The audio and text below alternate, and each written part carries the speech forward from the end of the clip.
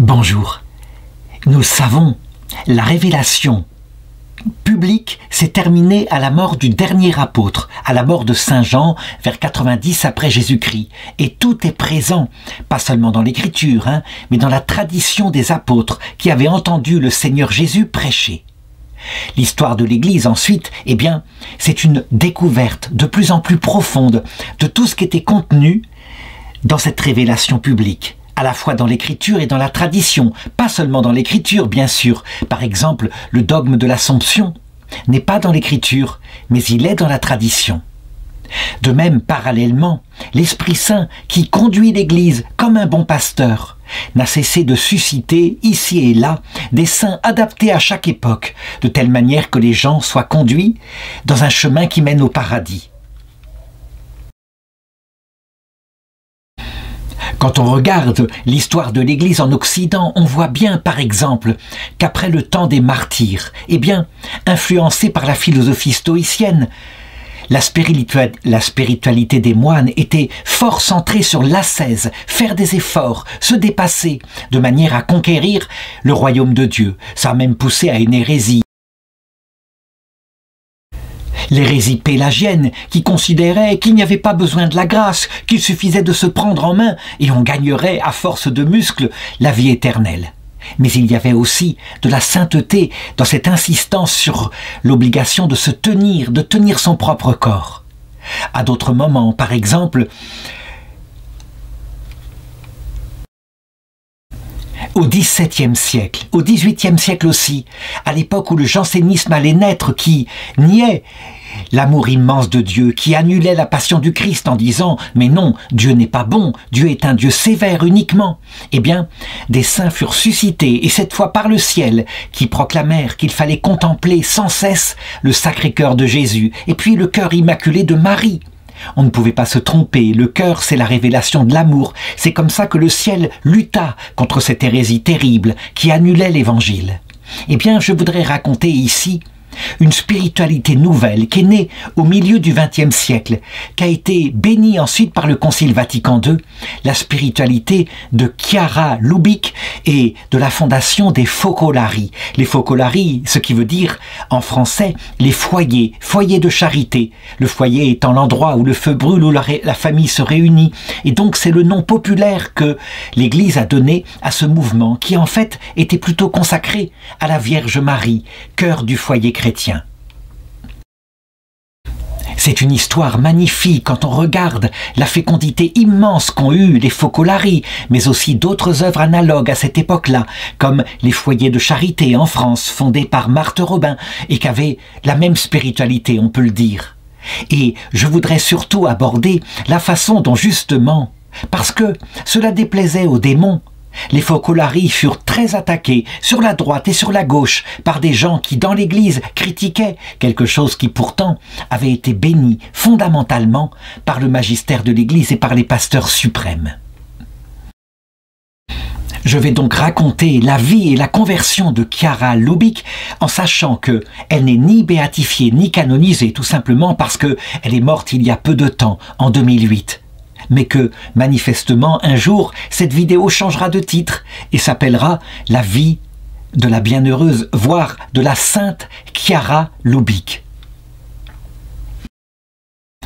Et d'abord, le moment de sa naissance, en 1920, un 22 janvier. Cette petite fille naît dans le nord de l'Italie, juste à la frontière autrichienne, dans la ville de Trente, là où a eu lieu le fameux concile qui porte son nom au XVIe siècle.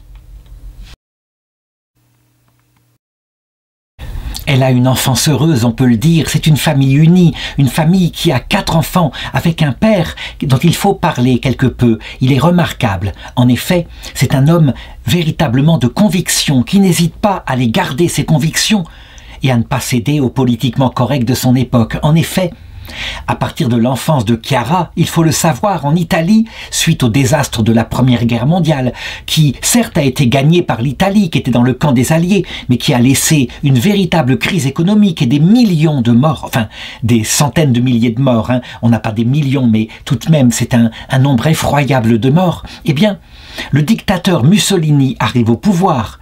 Un dictateur qui n'est pas du tout comparable à Hitler, bien sûr, mais qui tout de même est centré sur l'amour de l'Italie, l'amour nationaliste, et qui veut recréer quelque chose qui ressemblerait à l'Empire romain, recréer un empire italien en conquérant des terres. Il aura peu de succès, les Italiens ne le suivront pas beaucoup dans son effort, mais il entraînera l'Italie dans la Seconde Guerre mondiale, comme je vais en parler tout à l'heure. Le père de Chiara, qui lui est plutôt proche des idées sociales avancées, mais qui est aussi profondément catholique, sera repéré comme n'étant pas dans la ligne du parti fasciste et donc perdra son travail. Du coup, forcément, le niveau social de la famille diminue et la petite Chiara est obligée très vite de prendre un travail pour aider sa famille. Et parce qu'elle a fait de bonnes études, qu'elle a passé un diplôme d'enseignement, eh bien, elle se met à enseigner. Elle est aussi membre de l'Action catholique, donc quelque chose de très énergique. Et elle est même remarquée dans la paroisse franciscaine de sa paroisse, qui regroupe beaucoup de jeunes. Et puis, voilà que la Première Guerre mondiale éclate avec Mussolini, je l'ai dit, qui suit Adolf Hitler. Et c'est une folie, évidemment, mais il ne peut pas le savoir parce qu'au départ, Adolf Hitler a le vent en poupe et en quelques mois, il arrive à vaincre toute l'Europe qui, pendant la Première Guerre mondiale, avait vaincu l'Allemagne.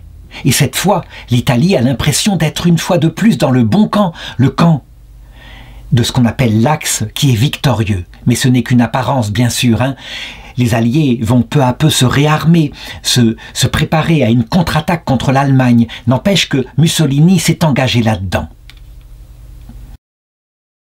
En 1941, Adolf Hitler se retourne contre le bandit qui s'était allié avec lui, c'est-à-dire contre Joseph Staline et l'URSS. Il l'attaque et du coup il entraîne avec lui tous ses alliés, dont l'armée italienne, qui va aussi avec au départ des réussites fantastiques, en arrivant presque à Moscou, et puis très vite le reculoir. Les armées soviétiques qui se reprennent au prix de millions de morts et qui, peu à peu, sont en train de regagner le terrain qu'a été perdu par l'armée allemande et l'armée italienne. Et là, évidemment, en Italie, on se rend compte que on va à la catastrophe et Mussolini est renversé avec la complicité du roi d'Italie et du comte Ciano. Partout en Italie se dressent des gens qui veulent résister aux nazis, et en particulier des gens faisant partie du Parti communiste, qui a le vent en poupe, dont on a oublié que en 1939, il a fait un pacte avec l'Allemagne nazie pour s'emparer de la Pologne. Mais maintenant, puisqu'il a été attaqué, il est dans le camp des Alliés. C'est matériel, mais c'est ainsi. Évidemment, sur la ville de Trente, où Chiara habite, eh bien, les bombardements commencent à arriver. Les Alliés se font de plus en plus, je dirais, menaçants. Des bombes tombent, c'est une véritable catastrophe. Elle perd des amis parmi là, et avec d'autres jeunes filles du secteur, elles se réunissent et elles prient fondamentalement en constatant, à travers les morts dans la ville, à quel point la vie est fragile. Et c'est là qu'elle va avoir, c'est ce qu'elle va raconter plus tard, on peut le dire, sa première expérience mystique. Alors qu'elle est là, qu'elle regarde le destin de l'Italie qui est très terrible, et bien pour la première fois, confrontée ainsi au caractère passager de toute chose, elle entend dans son cœur, ou peut-être elle entend comme une voix extérieure, mais c'est en même temps une intuition intérieure, une voix qui est celle de notre Seigneur qui lui dit « Donne-toi tout à moi ». Elle le racontera plus tard. J'ai eu à ce moment-là cette découverte fulgurante d'un Dieu qui était concret, qui m'aimait intensément. Et cet amour était plus fort que les bombardements qui détruisaient la ville de Trente, à tel point que cela a changé radicalement ma vie. En réalité, ce qui se passe ici pour cette jeune fille qui était catholique depuis sa naissance, c'est ce qu'on appelle le baptême du Saint-Esprit, c'est-à-dire un surgissement nouveau du Saint-Esprit qui n'est pas seulement connu intellectuellement parce qu'on a reçu une catéchèse, on a reçu l'enseignement de ses parents, on les croit, mais qui est vécu expérimentalement. C'est ce que sainte Thérèse d'Avila, le docteur de l'Église, le docteur de la vie mystique, appelle l'entrée dans les 4e demeures. Les 3 premières étant celles qu'elle vivait jusqu'ici, comme une chrétienne qui certes pratiquait, mais tout d'un coup tout est transformé. On pourrait dire que les 3 premières demeures, c'est un peu comme sur un esquif, comme si on était à la rame pour marcher vers le Seigneur, et donc ce n'est pas toujours fervent.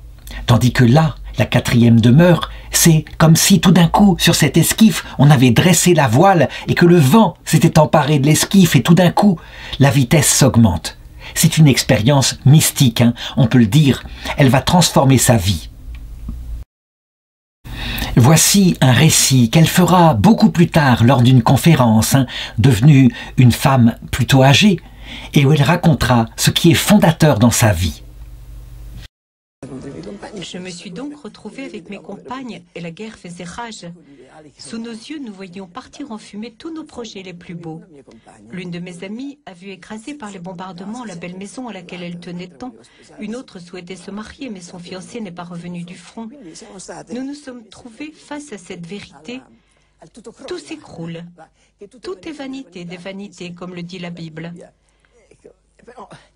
Et en moi, quelqu'un semblait me souffler cette interrogation. Existe-t-il un idéal qui ne passe pas et qu'aucune bombe ne puisse détruire? Mais où est-il cet idéal? Question que j'ai aussitôt communiquée à mes compagnes et je leur ai dit, oui, cet idéal existe, c'est Dieu. Alors prenons Dieu comme idéal de notre vie. Or Dieu, dans ce contexte, s'est manifesté à nous comme amour. Nous avons cru à l'amour. Naturellement, nous nous sommes alors demandé, si Dieu est amour, comment vivre cet idéal, ce choix que nous avons fait de croire en Dieu amour?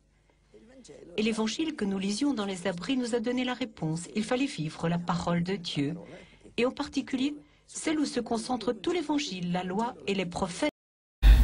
À partir de ce moment-là, évidemment, elle entre dans le grand cheminement de la vie spirituelle, ce cheminement dont il y a plusieurs analogies. J'en ai parlé tout à l'heure au début de cette vidéo. Par exemple, à l'époque de Sainte Marguerite Marie Alacoque, c'était plutôt autour du Sacré-Cœur de Jésus, représenté physiquement comme un cœur brûlant d'amour.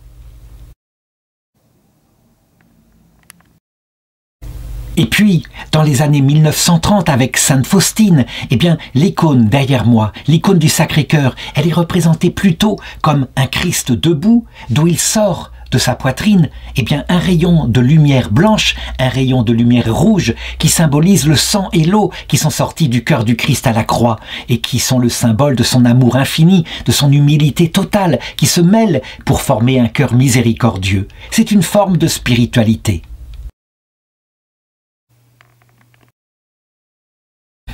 Pour elle, c'est très curieux, mais ces formes sensibles vont comme s'effacer au profit de quelque chose de très concret, quelque chose qu'on retrouve peut-être chez Sainte Thérèse de l'Enfant Jésus, par exemple, hein, quand elle se présente devant le Seigneur après ses vœux perpétuels comme l'épouse du Seigneur. Oui, la spiritualité d'une épouse folle d'amour, une épouse virginale, folle d'amour pour le Seigneur. D'ailleurs, au cours de l'été 1949, elle a 29 ans, hein, eh bien, elle refait profondément cette expérience de lumière et de vie. Elle laisse même ce paradis rentrer dans son cœur. Et ce qui est curieux, c'est que ce n'est plus seulement la lumière de Jésus qui vient ainsi, avec les mystères glorieux de son entrée dans le cœur par l'Esprit Saint.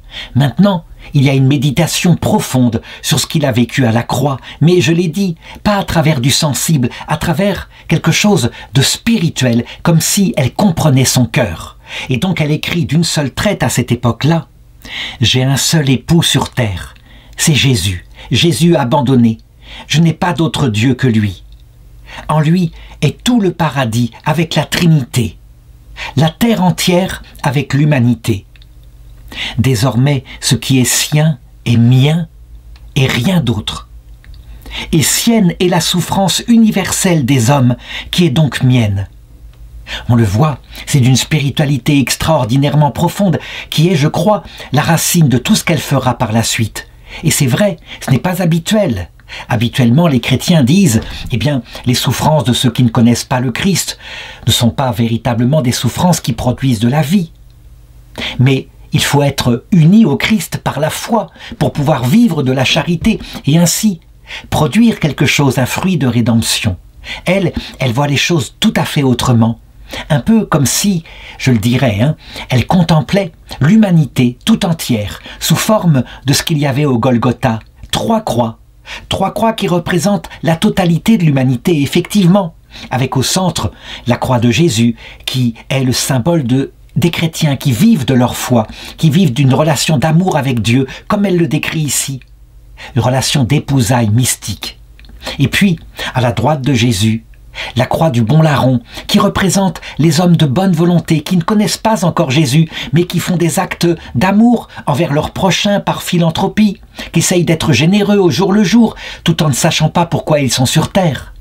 Cette souffrance-là, est-ce qu'elle est rédemptrice? Pas directement, mais, comme le dira Vatican II un peu plus tard, elle possède des éléments qui sont la préparation à la rédemption. Le cœur de ces hommes-là, avec la souffrance qui les frappe, est préparé à découvrir la vraie mesure de leur jour, et le jour où le Christ leur sera révélé, tout sera transfiguré en vie. Quant au bandit qui est crucifié à la gauche de Jésus, le mauvais larron, celui qui l'insulte, là on devrait dire, mais tout de même, cette souffrance-là, elle n'est pas universelle, elle n'est pas à prendre, c'est la souffrance des bandits, la souffrance des mafiosi en Italie, la souffrance de ceux qui font le mal. Eh bien, elle aussi, elle arrive à la prendre dans son regard universel. Cette souffrance-là, a-t-elle une préparation au salut? Eh bien, dans la mesure où elle est provoquée par le péché des grands pécheurs et où elle les humilie, puisqu'ils récoltent dans leur chair les conséquences de leur mauvais comportement. Il y a, dans cette humiliation, quelque chose qui peut casser la noix de leur orgueil et qui peut donc être aussi disposition au salut. Je le sais, hein, cette spiritualité est tout à fait nouvelle. Jusqu'ici, on disait simplement, eh bien, toutes les formes qui sont différentes d'amour ne sauvent pas, et donc le cœur est mort, un peu comme le cœur de Nicodème, à qui le Seigneur dit « Si tu ne renais pas de l'eau et de l'esprit, tu n'entreras pas dans le royaume des cieux. » Cette vérité est gardée chez Chiara Lubich, mais il est expliqué qu'en fait, et c'est ce que Vatican II confirmera, certes, ce n'est pas le salut, mais il y a une préparation au salut dans ces choses-là, et dans toute l'humanité. Et donc elle continue dans sa prière, elle dit « J'irai par le monde en cherchant Jésus-Christ à chaque instant de ma vie. Ce qui me fait mal est à moi la souffrance qui me touche dans l'instant, à moi la souffrance de ceux que je côtoie. C'est ce Jésus-là qui est mien. À moi tout ce qui n'est pas paix, joie, ce qui n'est pas beau, ce qui n'est pas aimable, ce qui n'est pas serein. En un mot, tout ce qui n'est pas paradis. » C'est absolument incroyable, hein. C'est véritablement une nouvelle spiritualité qui englobe, dans un regard de sagesse, on peut le dire, mais aussi de science, la totalité des souffrances de l'humanité comme étant préparation à la rédemption. Et elle continue, et elle dit « Moi aussi j'ai mon paradis, mais il est dans le cœur de mon époux, je n'en connais pas d'autre. Son époux, c'est Jésus-Christ. Elle est évidemment, elle, sur la croix de Jésus. C'est évident, elle a reçu la foi. Et elle continue en disant « Ainsi, pour les années qui me restent, assoiffée de souffrance, d'angoisse, de désespoir, de tristesse, d'arrachement, d'exil, d'abandon, de déchirement, de tout ce qui est lui, mon Seigneur.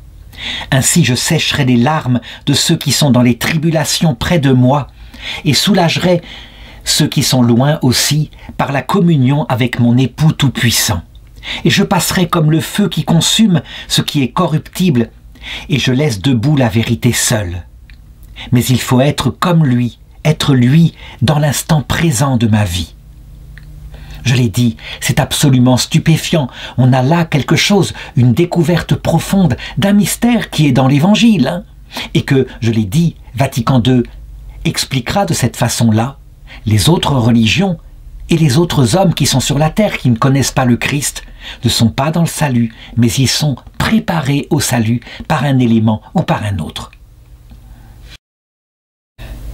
On le voit, il y a dans son cœur comme un changement de cap solennel qui est, je dirais, un approfondissement de l'Évangile. Rien n'est nouveau dans ce qu'elle découvre. Tout est présent dans l'Évangile. On le voit, le Seigneur lui-même, il envoie ses disciples au monde entier.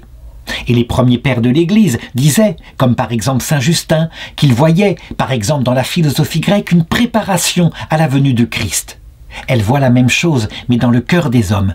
Sa spiritualité va se résumer maintenant en deux mots.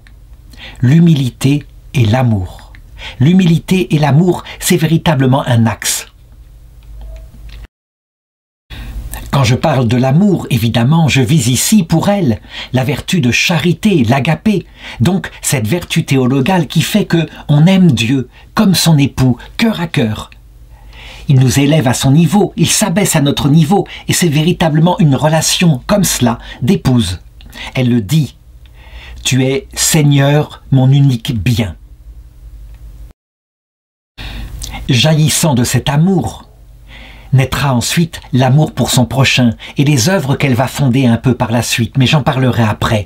Parlons d'abord, maintenant, de l'humilité, qu'elle travaille d'abord par un effort d'ascèse sur elle-même pour se détacher d'elle-même. Elle a des méditations à cette époque-là, quand elle médite par exemple Saint Jean de la Croix, le docteur mystique, qui dit « Qu'importe que l'oiseau soit retenu par un fil léger ou par une corde, le fil le retient. A beau être léger, l'oiseau y reste attaché comme à la corde, et tant qu'il ne l'aura pas rompu, il ne pourra pas voler. Ainsi en est-il de l'âme qui est attachée à quelque chose, quelle que soit sa vertu, elle n'arrivera jamais à la liberté de l'union avec Dieu. Et donc, elle le montre, il faut se considérer véritablement comme rien pour pouvoir s'attacher à la seule chose qui compte, le Seigneur Jésus-Christ. Voilà, globalement, comment je pourrais résumer sa spiritualité qui, on le voit, est extraordinairement verticale, ça veut dire tournée vers Dieu. Mais, comme je vais le montrer, elle va être en conséquence horizontale, tournée vers le prochain.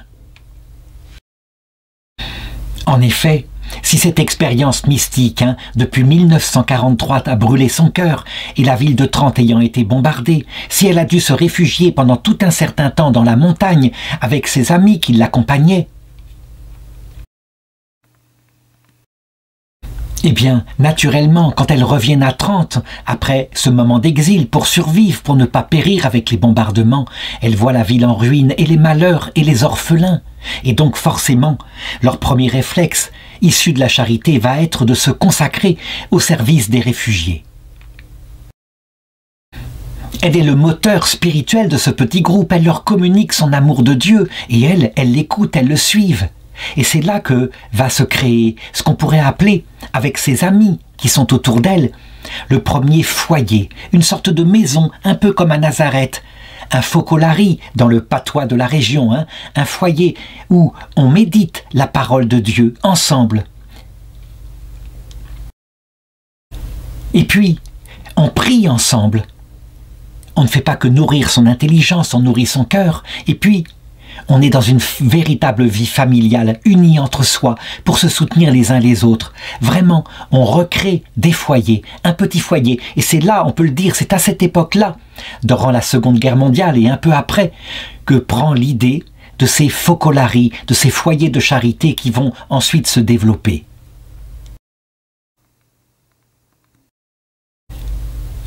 On le voit, il n'y a rien de bien compliqué là-dedans. C'est simplement une sorte de vie de famille dans des petits groupes qui se réunissent ainsi. Évidemment, tout ce qu'elle le fait en rapport avec l'Église. Elle a un confesseur, par exemple, à qui elle raconte son amour pour Dieu, la façon dont il l'a saisi. Et lui, eh bien, dès le 7 décembre 1943, il l'autorise à faire ce que maintenant elle veut faire. Elle voudrait se consacrer tout entier, sans exception, à Dieu.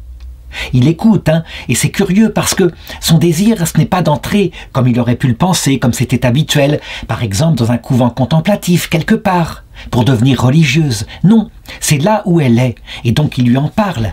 Est-ce que la meilleure façon, ce ne serait pas simplement d'adhérer à ce qu'on appelle le tiers-ordre franciscain? Il faut savoir en effet que saint François a fondé 3 ordres. Le premier, ce sont les frères, qui sont des religieux, qui font vœu de pauvreté, chasteté, obéissance. Et puis, le deuxième ordre, ce sont les sœurs, avec Sainte Claire comme supérieure. Ce sont les clarisses, elles sont cloîtrées, et elles aussi font un vœu. Et puis, il y a un 3e ordre, parce que autour de lui, des laïcs venaient de plus en plus nombreux, qui voulaient profiter de sa spiritualité. Le tiers-ordre franciscain consiste donc à vivre dans le monde, là où on est. Si on est marié, on reste marié. Si on est célibataire, on reste célibataire. Et avec un conseil d'un père spirituel ou d'une sœur, on fixe une espèce d'emploi du temps, une règle de vie comme cela, mais tout en restant dans le monde. Elle, qui est institutrice, continue de travailler avec le métier qu'elle a appris. Eh bien, elle reste comme cela dans le monde, ce qui semble particulièrement dangereux. Même pour sa spiritualité, est-ce qu'elle va tenir? Eh bien, manifestement, oui. Le Seigneur la saisit tellement fort que jamais elle ne l'abandonnera. Lorsque la guerre se termine, eh bien, cette expérience qu'elle a vécue avec ses amis durant la guerre, elle va, je ne sais pas comment dire ça, par la force de sa parole, elle a une sorte de charisme de prédication qui enthousiasme les jeunes, et puis par le contenu de son message qui semble parfaitement adapté au temps, elle va répandre les choses, et partout vont commencer à se créer des focolaries, donc des petits foyers. Et c'est très étonnant parce que on pourrait dire que c'est une communauté religieuse qui est en train de se créer. C'est vrai qu'il y a des prêtres, il y a des religieuses, mais il y a aussi des laïcs. Donc c'est quelque chose de spécial. Ce n'est pas une communauté religieuse, ce sont des groupes, des foyers, oui on peut le dire, des foyers de charité qui partout s'établissent. On ne sait pas comment expliquer cela, mais le père spirituel qui la suit dit, manifestement, c'est en train de se répandre, le doigt de Dieu est là. C'est évident, si ça venait simplement de l'idée de Chiara, ça n'aurait pas eu un tel impact, un tel essor, mais en se multipliant comme cela, c'est qu'il est en train de bénir quelque chose qui correspond tout à fait aux besoins du temps. Il faut comprendre, si on pouvait se représenter les focolaries de manière sensible, eh bien c'est comme si, sur la terre qui est dans la nuit, partout s'allument des petits foyers, et autour des foyers, des petits groupes qui sont là, qui prient ensemble, qui méditent ensemble. Et au bout d'un certain temps, les foyers se multiplient, un peu comme les cierges se passent la lampe. Le jour de Pâques, c'est comme ça qu'on fait, on transmet la lumière à partir du siège pascal. Et bientôt, les focolaries se répandent dans le monde entier, 182 pays. Actuellement, ils comptent environ 2 millions de membres, dont 3 000 en France. Évidemment, il y a aussi un aspect pratique. Parfois, des petits foyers focolaries, eh bien, ce sont des personnes qui doivent gagner leur vie. Ce ne sont pas un ordre mendiant comme les franciscains. Eh bien, simplement, elle établit qu'il y aura le travail et une sorte d'économie de communion. Ça veut dire que ceux qui gagnent leur vie mettront les revenus qu'ils ont, en tout cas une partie, au service de ce petit foyer quand ils se réunissent dans une maison et qu'il y demeure, de manière à ce que tout le monde puisse en vivre. Évidemment, le risque pourrait être, comme au début de l'Église, que certains, eh bien, mènent une vie de patachon, ne travaillent pas. Non, tout cela se passe dans la charité, et la ferveur de la charité fait que, véritablement, c'est une économie de charité et de communion que cette nouvelle forme d'économie.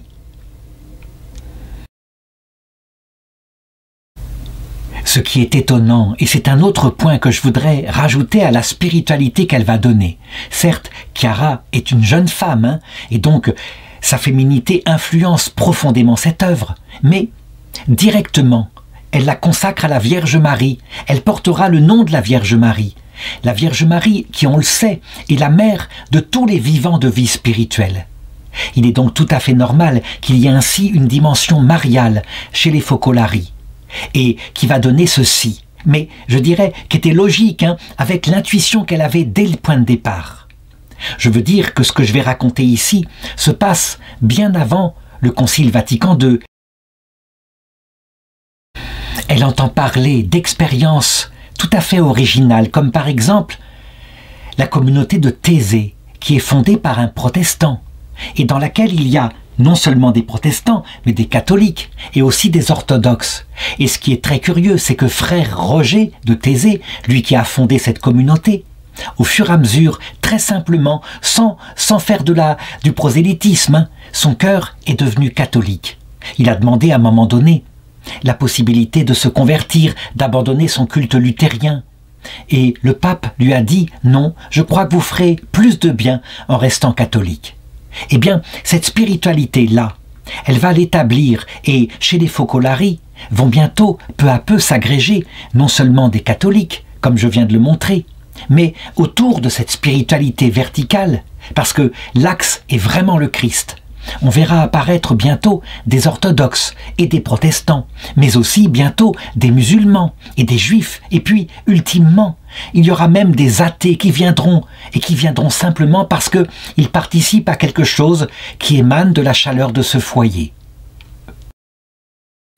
Là, c'est vraiment une dimension œcuménique très importante dont je voudrais parler, et je voudrais m'arrêter un instant pour montrer les critiques qui bientôt vont se faire jour contre elle, contre sa spiritualité.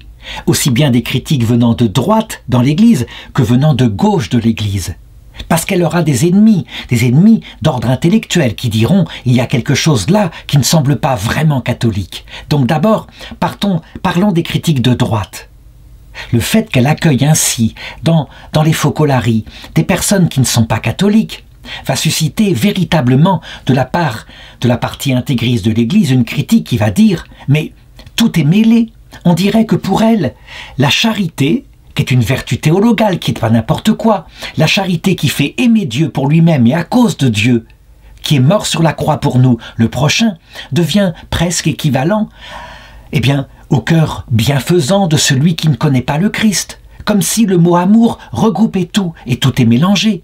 Et ils l'accuseront de faire une sorte d'œcuménisme où tout se vaut, tout conduit au salut, quelque chose qui effectivement fera beaucoup de dégâts après Vatican II. Il faut dire que cette critique venant des intégristes se portera aussi sur d'autres personnes, comme par exemple contre le père Maximilien Kolbe, qui sera canonisé dans ces années-là, et qui lui, à Auschwitz, lorsqu'il fut condamné à mort avec des juifs, se mit à chanter avec eux dans le bloc de la mort des psaumes juifs. Et alors, la paix revint ainsi, et il ne chercha pas directement à convertir les juifs, mais simplement eux, à force de lui parler, de voir qu'il était un prêtre catholique, tout naturellement, eh bien, ils vinrent vers le Sauveur Jésus-Christ qui était juif et qui, quelque temps plus tard, les accueillit dans l'autre monde. Il fut le dernier dans son bloc à mourir. Les intégristes avaient fait la même remarque en disant « Pourquoi ne leur a-t-il pas prêché directement Jésus-Christ pour qu'ils se convertissent? Il a pris un risque terrible. » Eh bien, je répondrai, il y avait là une nouvelle spiritualité qui montrait que non, il faut faire confiance au Seigneur, bien sûr. Évidemment, l'ancienne théologie, la scolastique du Moyen-Âge disait que si on n'était pas explicitement catholique avant l'arrêt du cœur, quoi qu'il arrive, on serait conduit en enfer. Manifestement, il y avait là une mauvaise théologie, quelque chose qui n'allait pas. Sinon, jamais saint Maximilien Kolbe aurait agi comme cela. Mais les intégristes critiquaient aussi Mère Teresa, qui agissait de la même façon. Mère Teresa, à cette période-là, lorsqu'elle ouvrait des mouroirs, qu'elle récupérait des personnes dans la rue qui étaient de religion hindouiste, c'est pareil. Elle ne leur parlait pas volontairement de conversion. Elle s'occupait d'eux avec charité. Et simplement, elle portait la croix ici sur le côté, et eux lui demandaient « C'est qui ça ?» Et alors, elle leur parlait du Christ, et beaucoup, ayant reçu une telle charité, devenaient avant de mourir chrétiens. Mais il n'y avait pas un forcing, donc je dirais un baptême au jet d'eau comme le faisaient à un moment donné les missionnaires chrétiens, quelque chose d'autre, une autre manière de fonctionner. Telle était Chiara Lubich. Il y a eu aussi une critique venant de la gauche catholique et en particulier de la revue jésuite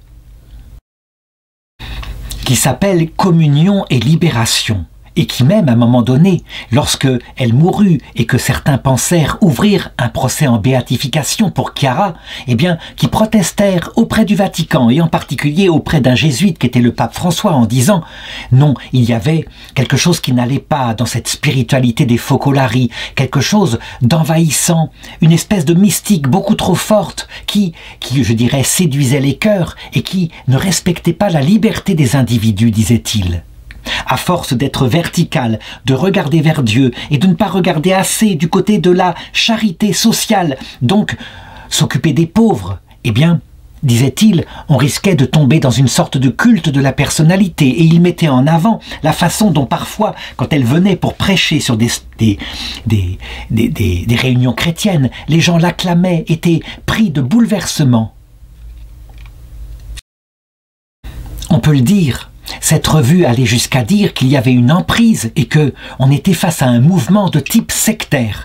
Donc on voit des articles qui sortent et qui disent le fait que des prêtres et même des évêques et même le pape Jean-Paul II se fassent amis du mouvement, ça suscite la perplexité, parce qu'en face de leurs fidèles, les évêques et les prêtres ne doivent pas, ni même sembler prendre parti, c'est-à-dire être favorable à un mouvement ecclésial plutôt qu'à un autre, jusqu'à privilégier ce mouvement par rapport à d'autres composantes de l'Église et à le considérer comme étant le seul à être spirituellement et pastoralement valide. Pourquoi est-ce que je développe ces critiques? Eh bien, parce que je voudrais montrer à quel point, finalement, elles sont positives, elles permettent de mettre en valeur l'extraordinaire spiritualité de Maria de Chiara Lubich. Et même sa conformité à l'Évangile.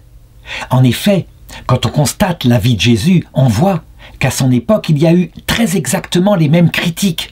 Qu'on se souvienne, par exemple, quand à un moment donné, des pharisiens vinrent vers lui et lui dirent « Mais nous sommes nous, le peuple élu, nous sommes le peuple juif. » Et Jésus leur répondit « Comment se fait-il que lorsque un homme fut délivré de la lèpre, il n'était pas juif, il s'appelait Naaman et il était syrien, et c'est lui que Élie délivra ?»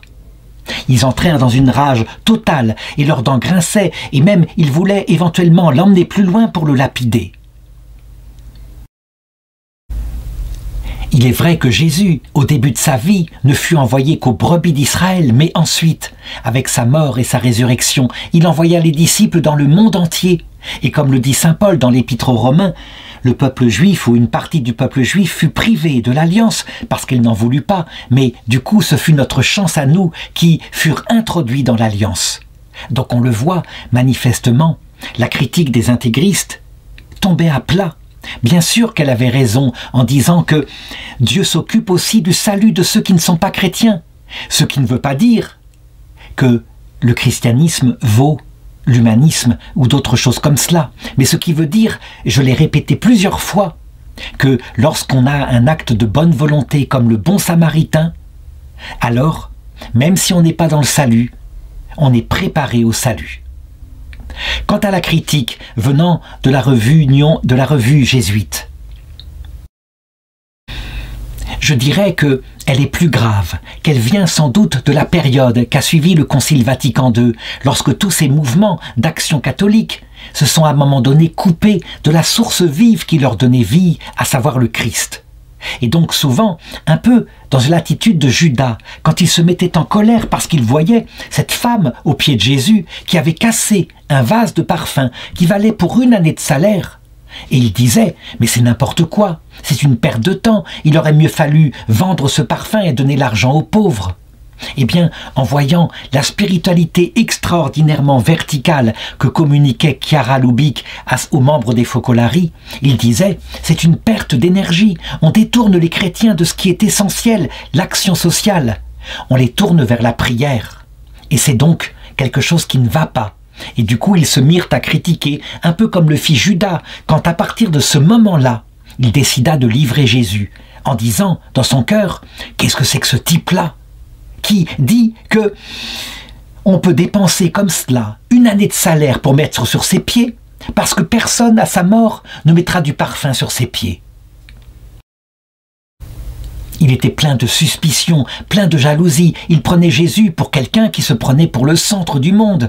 Eh bien, la critique, on peut le dire, de cette revue jésuite, était un peu la même.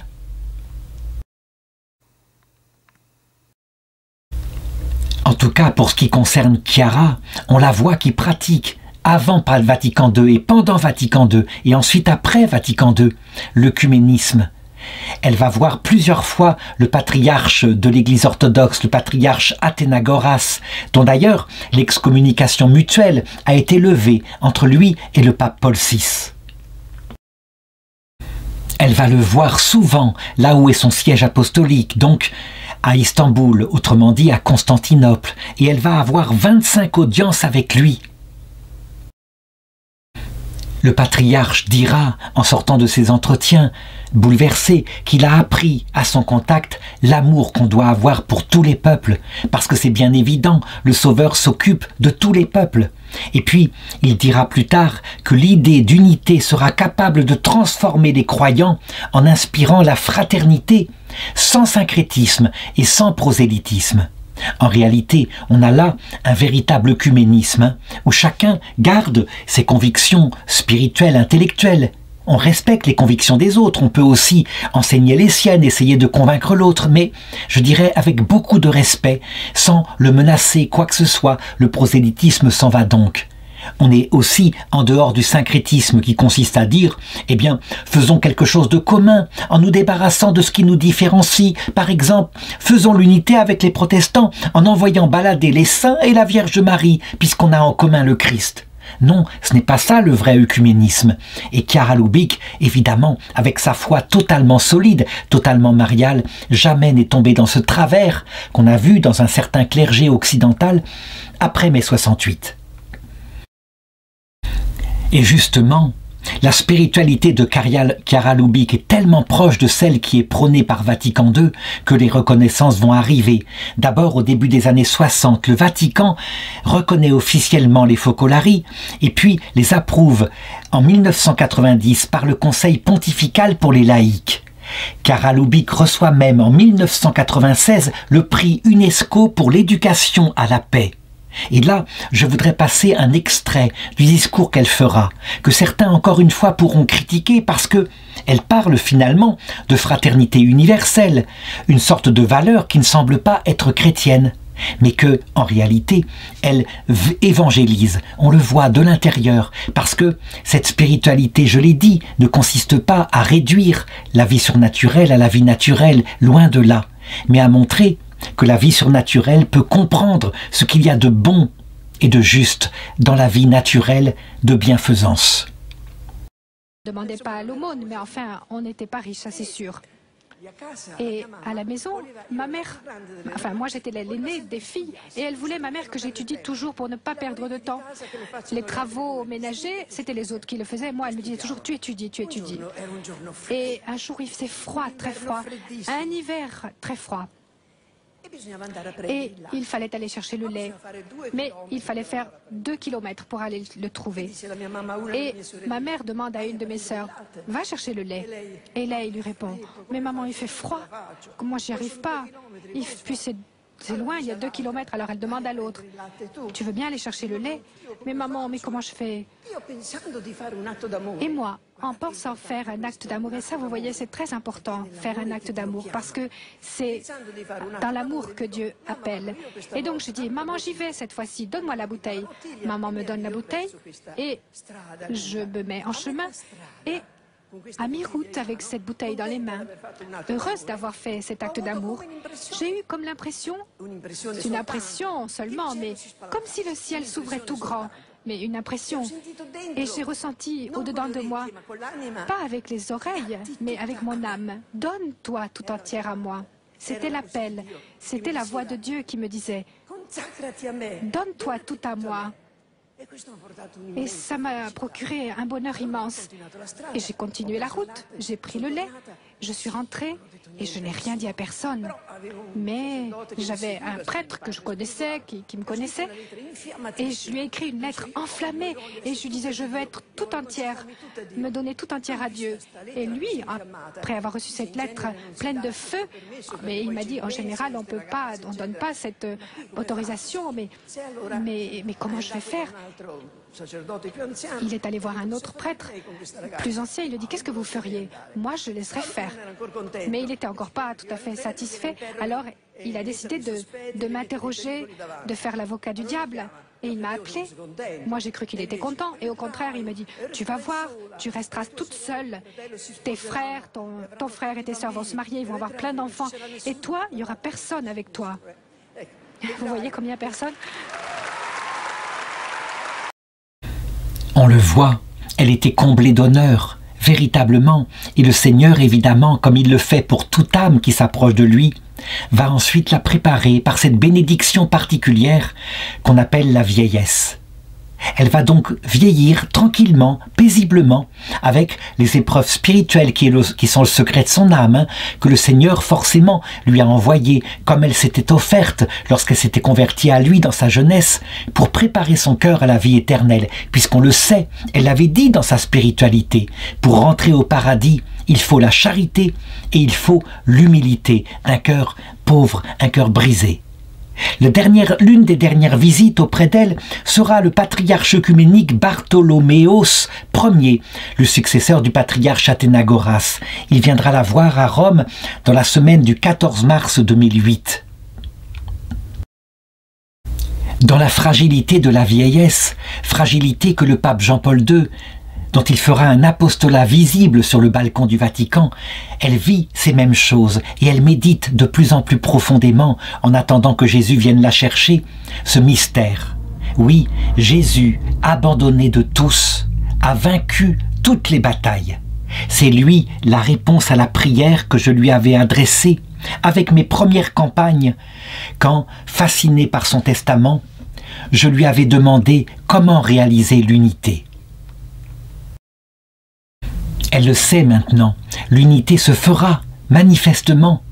Elle se fera peut-être en partie sur terre entre toutes les églises chrétiennes, mais par l'humilité. C'est quand elles auront chacune suffisamment souffert que, à ce moment-là, elles se rapprocheront selon la démarche œcuménique que le Concile Vatican II propose. Et évidemment, l'unité se fera ensuite par la venue du Christ, lorsqu'à l'heure de la mort, il accueillera tous les chrétiens, et là, tout le monde immédiatement verra simplement qu'effectivement, la plénitude du message avait été gardée dans l'Église catholique. Mais là, on pourra dire que je gâche le message, que je parle pour ma sagesse. En réalité, non, je ne crois pas. Je ne parle pas de l'Église catholique telle que, avec ses limites, elle est sur terre, mais dans le cœur du Christ. L'Église est catholique, ça veut dire universelle. Et ceux qui ne le connaîtront pas, mais qui avaient suivi les foyers, ainsi les focolari, lorsqu'ils le verront, tous leurs actes de bonne volonté immédiatement seront transfigurés, ressuscités, transformés en charité. Elle meurt donc le 14 mars 2008, à l'âge donc de 88 ans. Le jour de son enterrement, la foule est immense et je voudrais donner une phrase qui résume un peu tout ce qu'elle a fait. Oui, son action inlassable au service de l'Évangile et de la fraternité humaine a fait de Chiara Lubich une personnalité spirituelle incontournable, reconnue aujourd'hui dans le monde entier.